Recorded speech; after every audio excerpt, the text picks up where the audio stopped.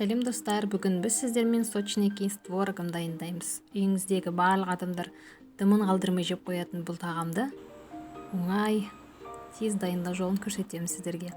Ең бірінші сары май менде жоқ болып қалды, сол үшін сұйық май қостым. Ыдысымызға салып аламыз. Және де үстіне қантымызды салып, екеуін араластырамыз.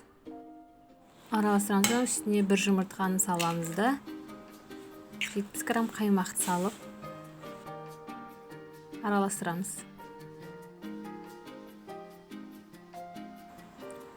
300 грамм ұнымызды 2-ге немесе 3-ге бөліп саламыз.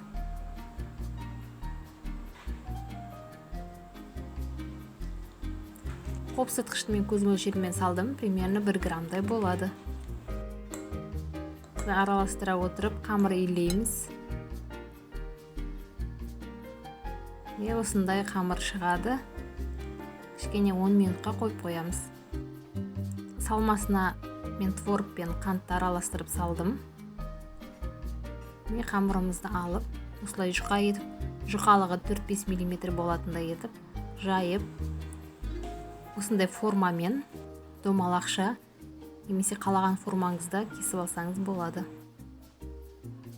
Начинкамызды ішіне саламыз да қамырды 2-ге бүктеп конвертик жасаймыз.